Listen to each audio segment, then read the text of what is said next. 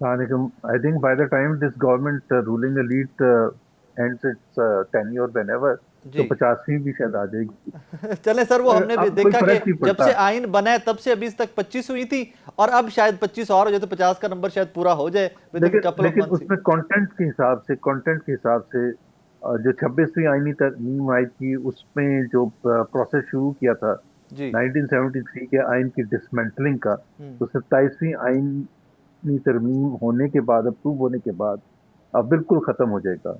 It is not just amendment, वो बिल्कुल जो आइन की एक होता है ना स्पिरिट होती है जी। कि पाकिस्तान का जो आइन है वो क्या रिप्रेजेंट क्या करता है, वो हम्म। अवाम की प्रोटेक्शन किस तरह से इंश्योर करता है। जो हम्म। आपने जैसे कहा ना, स्टेट और अवाम के दरमियान एक मुआहदा होता है, हम्म। तो वो एक सबसे बड़ा जो हमारा एक चेक एंड बैलेंस का निज़ाम था, जो कि होता है पूरी दुनिया में, वो जुडिशल इंडिपेंडेंस होती है। जी। कि वो इंडिपेंडेंट ऑफ द एग्जेक्टिव, हम्म। के एग्जेक्टिव के मातहत ना हो, और वो ऐसे फैसले करे जो, और हुकूमत के लिए एक चेक हो, उसके लिए एक तलवार लटकी हो कि ताकि उसके पास खुली छुट्टी नहीं है हुकूमत के पास, एग्जेक्टिव के पास, कि वो जो मर्जी मर्जी फैसला करना चाहता है हम्म। और वो कर सके। हम्म। अब यहाँ अगर एक सिर्फ मैं आपको एग्जांपल दे दूं कि जो नया फेडरल कोर्ट है, जी।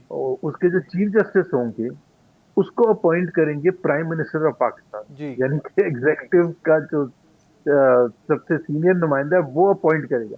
वो किस इंटरेस्ट से अपॉइंट करेगा?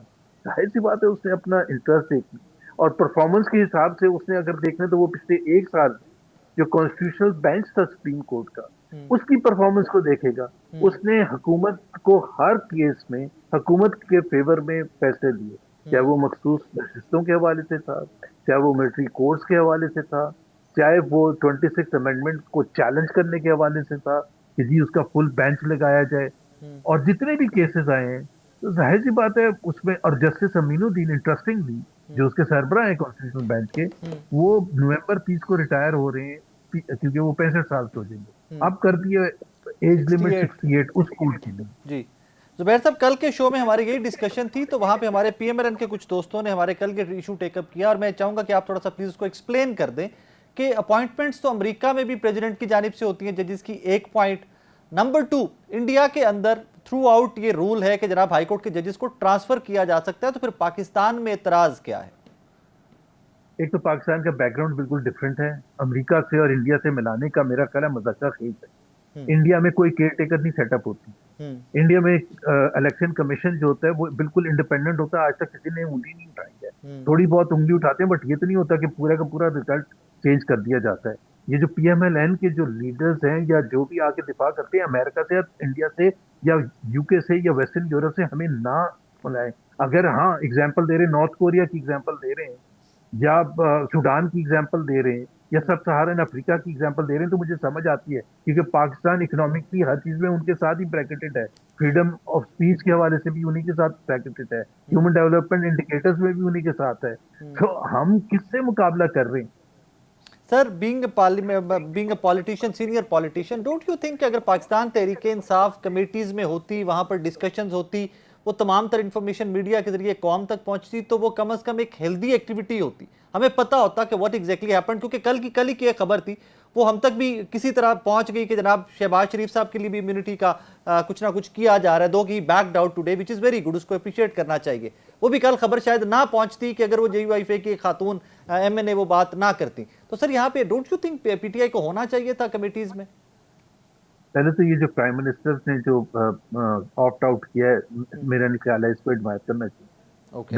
द सिंपल फैक्ट कि सम सेनेटर्स ऑफ पीएमएलएन वो करने जा रहे थे, what does that show off the party? मतलब आप खुद बताएं कि वो प्राइम मिनिस्टर के लिए इम्यूनिटी मांगने जा रहे थे। हम्म। मतलब कोई लिमिट होती है हर चीज की। Why are we making everything person specific? Hmm. क्या वो ये प्रपोज कर रहे थे कि हर प्राइम मिनिस्टर को फॉर लाइफ इम्यूनिटी मिले? हम्म। मतलब मैं तो ये हैरान हूं कि अगर शिवाज शरीफ सीरियस है ना इस मामले में, तो उनको उनको तो फारिग कर देना चाहिए, वो जिन सेनेटर्स ने ये प्रपोज करने की कोशिश हम्म। कि यार आपका कोई बैलेंस है? आपको समझ है कि जमहूरियत होती क्या है, सर, हम सॉरी, मैं अकाउंटेबिलिटी होती कता क्या है? कलामी की माफी sir, are you telling me कि उन सेनेटर्स ने खुद ही से प्रपोज कर दिया पार्टी की परमिशन लिए हाँ, बगैर, ये या भी आपने? क्वेश्चन है ना।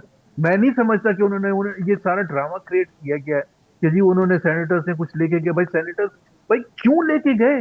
वो उनको ये नहीं पता कि how does the system work? Prime minister is accountable, answerable. या he has no unlimited powers, he is not the king of any country के जिसके ऊपर कोई सवाल ही ना पूछा जा सके। तो ये कहना कि जी प्राइम मिनिस्टर ने फिर उनको कहा कि जी मैं नहीं इसमें इंटरेस्टेड हूँ, मतलब क्यों इंटरेस्टेड होंगे? क्यों मिलनी की चाहिए आपको इस किस्म की इम्यूनिटी?